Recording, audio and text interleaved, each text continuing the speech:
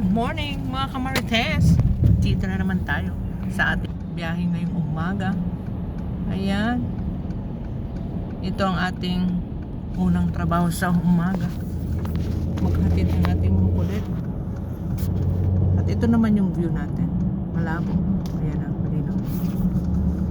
Ito naman ang ating view ngayong umaga.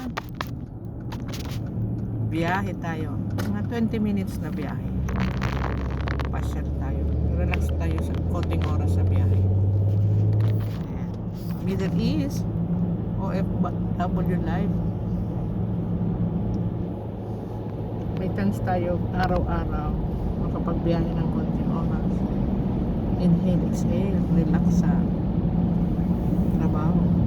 Then pagbalik, yun na yung pagmalakasan ng trabaho kasi hanggang gabi na yun straight. My God, kahapon yung trabaho OFW, ano ang trabaho ng OFW, unlimited. Swerte na yung iba na 8 hours lang. Alam mo, swertehan talaga in every way, aspect of life talaga.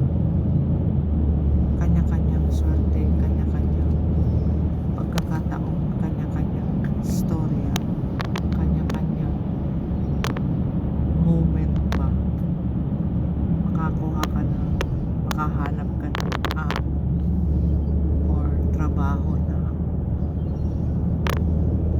easy lang. Kasi may mga OFW na oras lang ang may limit ng trabaho. Sa amin hindi. Hanggat may trabaho, hanggat may gagawin, huwag kang maupo. Ganon. Kahapon yung trabaho na simula umaga hanggang gabi. Minsan masasabi mo sa sarili mo na kaya ko pa ba? Lalo't nagkakaedad pa. Buhay ng OFW talaga as in. Kaya yung mga pamilya nasa Pilipinas talaga ingatan at mahalin at alagaan nyo ang mga pinadala ng pera ng OFW na katulad ko. Kasi hindi talaga biro. Naalala ko yung sabi ng kasama ko, si Joan, yung nanay niya, sinabihan siya na buti ka nga, nagpapadala ka lang, hindi ka nagbabudget. Ako hirap na hirap mag-budget dito. Hindi ko ma-imagine yung sagot sa kanya ng nanay niya na sabihan siya na buti ka nga, nagpapadala ka lang, hindi ka nagbabudget. Kaya feeling niya mas mahirap mag-budget kaysa magpadala. Feeling niya ganun lang kadali magpadala ng pera as an OFW. Walang nakakaalam anong klaseng hirap bago matanggap yung sahod mo at ipadala sa kanila. Pero sa kanila parang feeling nila mas sila pa yung hirap dahil sa pag-budget. Thank you Lord na kasi halagang 20,000, 25,000, 30,000 kaysa nung nasa Pilipinas siya na kumikita lang sa 7,500 in a month pero napagkakasya. Ngayon na kumikita na ng 35, 30, kulang na kulang, may utang pa. Mga ganun na kwento ng mga pamilya nasa Pilipinas. Realidad mo na kapag OFW ka, talagang ang sahod kulang na kulang. At mabait naman ang OFW na dahil sa sobrang hirap ng buhay, iniintindi na. Pero minsan talaga totoo, kasalanan din namin ng mga OFW. Sabi nga sinungaling daw ang OFW. Anong ibig sabihin ng sinungaling? Yung sasabihin okay lang siya pero hindi. Kumusta ka dyan? Okay lang. Pero hindi.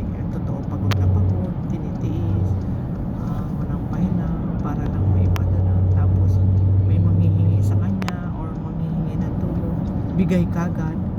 Kahit ipangutang ng OFW, basta lang maipakita, may ibigay. Maraming ganun na ganap bilang OFW na ipapakita meron pera showing up sa pamilya na nasa OFW ako, marami akong pera. May mga ganun naman na attitude tayo kasi mga Pilipino na pakitang tao, hindi sabihin ang totoo. Tapos malaman-laman mo sa sobrang pagka-proud niya bilang OFW siya, pinapakita niya, nasa ibang bansa ako, kaya ko help. O magkano kailangan mo, kahit ipangutan niya, basta lang may maipadala at maibigay siyang tulong sa mga. Yan ang hindi isang magandang ugali ng isang OFW na pakitang tao. Magpakatotoo ka, pakita mo yung totoong sitwasyon mo bilang OFW na ganito ganito. Swerte rin lang kasi may mga ibang OFW naman talaga totoo, maganda ang kita. They can do whatever they want. Pwede nila, kahit sinong lumapit sa kanila, pwede nilang tulungan, pwede nilang, kahit di nga humihingi, kusang binibigyan para lang mapakita na may pera ako, kaya ko, ganun ba. Ay naku, Marites, gusto magang Marites habang nasa biyahe. Maganda naman pag nasa biyahe, totoo yun. Para hindi tayo boring sa biyahe. Pero totoo, real talk yan. Real talk ng mga OFW. OFW naman kasi ang kwento natin. Kasi OFW ako. At the same time, marami akong patotoo na mga nakakausap ng mga pareho kong OFW. Ganun ang mga kwento. Kanya-kanya lang talaga tayong option sa buhay.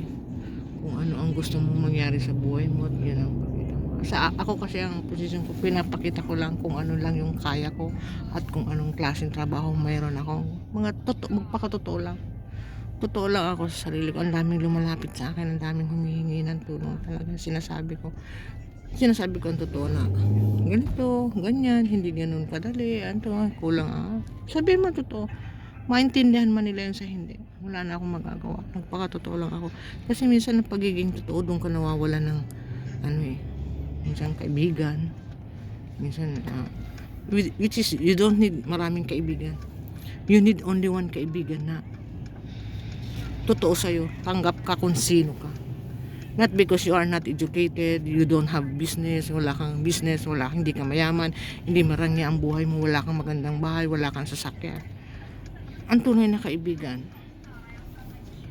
totoong tao, tanggapin ka kung ano lang yung kakayahan mo, puso sa puso, isip sa isip, na tanggap ang pagkatao mo bilang kaibigan. Ganun lang yun. Which is traffic na papasok sa school ng ating makukulit kasi na alas 8 na ng umaga. Diba? Marami na akong namarites sa'yo. Maganda marites na totoong nangyayari sa buhay natin, realidad ng buhay. Yun ang totoong magandang imarites. Test na siraan mo yung kapitbahay mo, siraan mo yung kaibigan mo, siraan mo yung kapatid mo. Hindi. Magpakatotoo lang tayo.